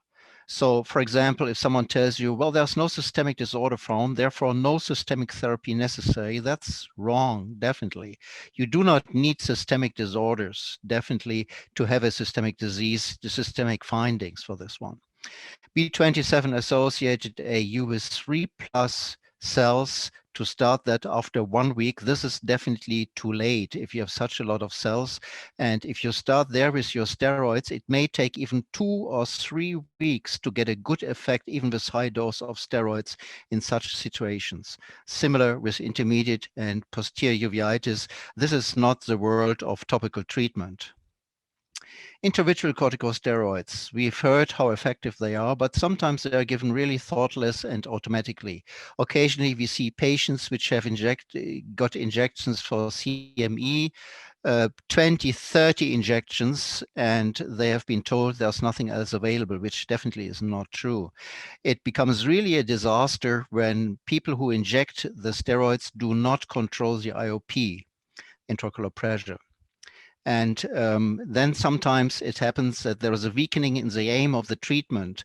For example, the doctor tells, well, at least we were able to reduce the inflammation a little bit, which looks then like macular edema from 550 to 420, which is definitely not enough to get rid of a macular edema. So this treatment was not effective. Immunosuppressive therapy, change may be too late. It's not good to wait until you see massive steroid side effects. We have seen very nice cases from Sophia, cataract, glaucoma, psychological problems. We see them regularly. People are on steroids, quite high dosages for weeks and months. And there may be a communication problem because the rheumatologist may have been asked from you for the indication of uveitis treatment. Sorry, this is not his work to do. He can check if the patient can tolerate and be treated with your selection of immunosuppressive treatment, but you have to make the indication of the treatment for uveitis, not rheumatologist. Finally, the duration of treatment may be too short. Start of effectivity is not known of your immunosuppressive treatment. You cannot simply get rid of all your steroids when you start methotrexate in the first two or 3 weeks. Be very careful with immunosuppressive drugs. They need some type of overlap sometime, and that's also something for the specialist. It could be that the duration is too long. So the optimal time is something like 2 years treatment without inflammation. In kids, even 3 or 4 years. We have to be very careful with JA kids. Think about if your goal, which you have defined in the beginning, is reached, or is there any new idea of a goal? For example, it worked very nicely, and now you want to concentrate for prophylaxis, not to get again into the next macular edema. Sometimes it's easier, unfortunately, to continue the treatment and getting into trouble because of a new recurrence. You have to discuss that really with your patient. And finally, immunosuppressive drug is ineffective. Sometimes such drugs are called ineffective far too early. They meet 2 to even 3 months. Biologics, that's one of the great points of biologics, they are effective in only a few days. That's very, very effective. And a special problem when the aim is not defined, then what you want to tell that your immunosuppressive is not effective if you didn't have a good aim in mind. So in conclusion, please define a clear aim for treatment, follow the official step ladder of treatment. When therapy is indicated, use the correct dosage or do not use any dosage. Sufficient information for the patient, and the plus means probably also some additional persons to discuss any questions with patient. And corticosteroids, I discussed when to change, when intravitreal. Please be aware of the problems which are there. And same with immunosuppressive. The change of immunosuppressive and effectiveness may cause some problems. So in conclusion, I hope I gave you at least a few points where you can make a lot of faults in the therapy of uveitis, but I hope that during the course we can talk about most of these faults and you become a better confidence in this regard. So let me check. So can I ask you all to come back with your pictures? We have 5 minutes to go, at least. Sophia, Nida? Hi, Manfred. Yes, here. I was muted. Okay, so that's fine. Sophia, too? I think we only have a very short time now to make any controversy, to go to any controversies. Let me quickly ask a very, very important question at that moment. How do you handle the situation? You have a patient which has steroids or has immunosuppressive treatment, and he asks you, can I go to vaccination against COVID? What do you tell them? Is that for me? Yep. For example, that's a discussion to all of us. Okay. So we have actually developed some guidelines inspired by the American College of Rheumatology's recommendations and Transplant Society's recommendations, which are in the same boat as us, right? Their patients are immunosuppressed.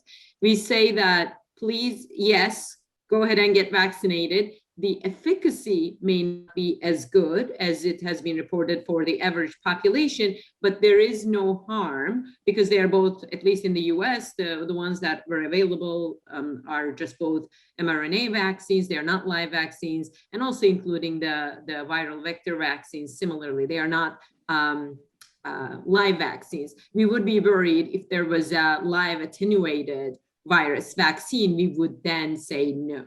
But there is no such vaccine that I am aware of to this date now, at least not in the US. Would you agree to avoid, in this moment, high doses of steroids?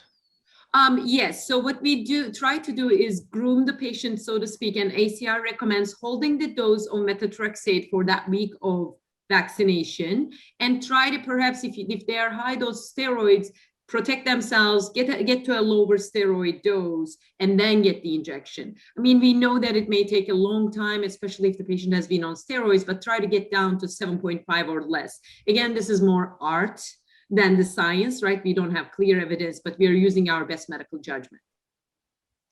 So in conclusion, you would suggest that people with uveitis under immunosuppressive treatment and steroids should get vaccinated. Sophia, would you, against COVID-19, Sophia and Vishali, would you both agree to this one?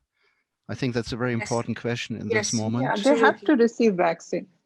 Yes, I think so, yes. And I also mentioned that the probability response, antibody response is not that high. Well, I'm very sure that... Can I ask something, Manfred?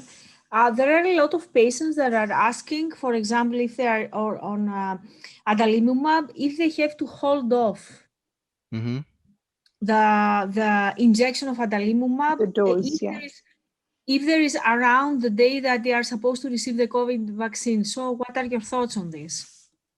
I generally tell them to adjust the dose so that, I mean, they don't really have to receive within 1 week.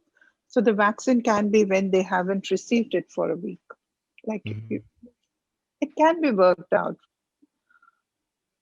There are no guidelines for this. No. American College of Rheumatology suggests that because TNF inhibitors are more specific and likely to play less kind of a broad impact on the vaccination-related immune induction, they say if you're going to hold something, hold methotrexate.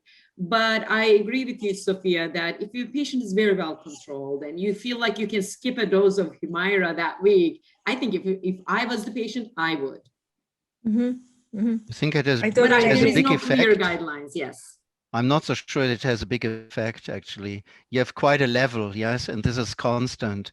You really have to be high active disease in uveitis. Then if you go on from 2 weeks to 4 or 6 weeks, then you see an effect, but under good controlled patients. So I normally tell them not to stop anything and to go on more or less. If it's methotrexate, you can add another week. That normally is it's fine, yes. But they all have to get vaccinated a second time or third time very soon. Exactly. I'm sure about this one, yes. Well, we excluded all the questions more or less, I think, about cataract surgery. That's to all our participants. Comment, Manfred, from Stephen Thurau. He says that they have few patients vaccinated on methotrexate, cyclosporin, and 1 patient on TNF inhibitor. It's worked well. None of them developed any reaction. Yes. I think there was quite a good investigation from Italy that these patients which were immunosuppressed did not show a very high risk, yes, with autoimmune diseases or something like that. So I think we should go on as mentioned this one, yes.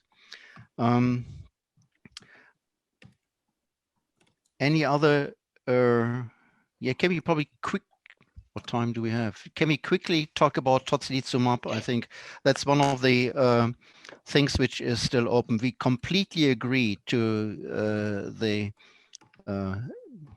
impression that this is really a highly effective drug, especially in macular edema. And it would be my second choice. Nowadays, I would switch from Humira to tocilizumab and not to another TNF-alpha blocking agent. Would you do the same? So if they fail adalimumab, you switch to tocilizumab instead of doing within class switch? Yes. Okay. I actually, depending on the disease again, I find that tocilizumab is very successful in patients whose disease is defined primarily with vascular leakage. And you know the mechanisms, Manfred, of course. But if their activity is more in the form of cellular activity, they flare up with vitritis and vitreous cells and AC cells, then I have been burned. I have had patients whose FA improved and cellular activity got worse on tocilizumab. So if I believe that they failed Humira partially, in the sense that either if it was a secondary failure, meaning they responded in the beginning and became recalcitrant, in which case I check antibodies. And if the antibodies are positive, then I do within switch class, because I know they responded to TNF inhibition. The problem is the anti-drug antibodies. If the anti-drug antibodies are not positive and they're failing it, but have shown some partial improvement on Humira, then I still don't lose faith. And I sometimes switch them to infliximab, but start at a high dose infliximab. So 7.5 mg per kg, as opposed to 5 milligrams, which is my usual dose. And I keep them at 0-2 induction and then Q4 every 4 weeks, infliximab at that high dose until I achieve within 3 months disease control. If I don't, then I go to IL-6. Mm-hmm. Vishali and Sophia?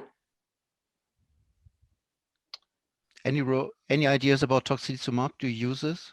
I don't have experience with tocilizumab. Mm-hmm. No. No experience. in our experience, especially if there's macular edema, we are very happy with that one. The other things, if it's really more inflammation, I think It's Humira difficult to get hold of especially, this in Greece. yeah, that's, I think, worldwide a problem. Here too, we have to ask the companies, the health insurance companies, yeah. And we always combine it with methotrexate. I think that's also very helpful. Probably a last question, because Vishali mentioned that already, the use of intravitreal anti-toxoplasmosis antibiotics. Any indications for that one, Vishali? When do you use it? Like wherever you cannot give systemic treatment, pregnancy, or for whatever reasons. And many a times we do use it now if the lesion is too close to fovea and the patient just wants to receive a shot. You discuss with the patients, and those of whom prefer local injection, we do. But you don't combine it with steroids, intravitreal Uh, steroids. Intravitreal steroids earlier, 2-3 years from now, when the publication came of Clenda Dexa, we had combined. So far, we did not have catastrophe.